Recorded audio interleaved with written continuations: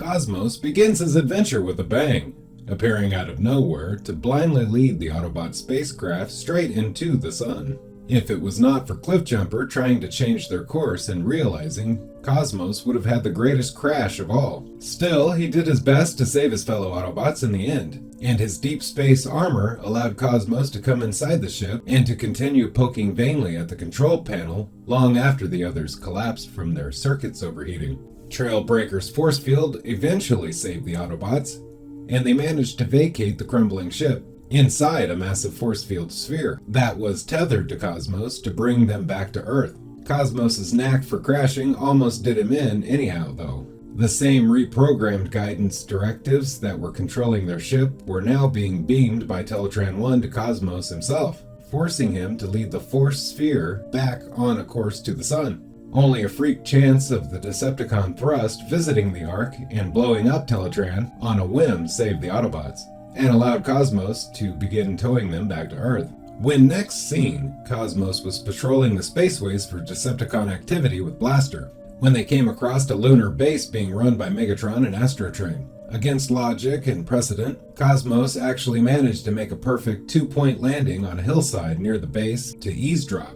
Enraged at Cosmos for defying all expectations and not crashing, Megatron ordered Astrotrain to bring him in as a prisoner. Prisoners of war, both Cosmos and Blaster, were then welded to the wall and used as a power booster and turning mechanism for Megatron's Trans-Scrambler, wiping out all radio contact on Earth. Luckily, Blaster managed to send his own signal along with Megatron's scrambling beam, alerting the Autobots to their location. Omega Supreme arrived and drew the Decepticons' attention away from their base. Left alone, Cosmos had to do little more than raise his arm to fire a particle beam that totally destroyed Megatron's antenna array and saved the day. Possibly Cosmos' shining moment was one for which he wasn't even conscious. Cosmos crash-landed rather dramatically on Titan after being shot down by the pursuing Astrotrain, who was after the energy data the Autobots carried. Cosmos' body was discovered by the moon's natives, but Astrotrain quickly followed up, having overheard their superstitious discussions and set himself up as one of their sky gods.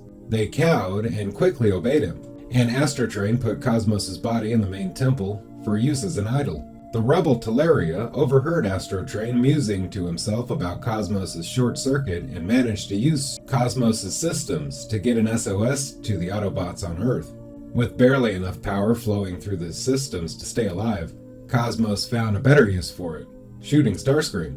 With the Decepticons occupied for the moment, Teleria was able to escape. Jazz and Perceptor were dispatched to Titan via Omega Supreme, and Cosmos was recovered. The Decepticons were sent packing, and the Titans were freed from their religious dogma. Later, Cosmos managed to talk Optimus Prime into letting him serve on Earth for a while as part of the Autobots' joint crime buster program with the NYPD. He observed a traffic jam while hovering over Times Square, and later tried to chase down Starscream on foot with Powerglide, only to end up causing massive structural damage to a human mall. Incidentally, Cosmos was back in space very shortly.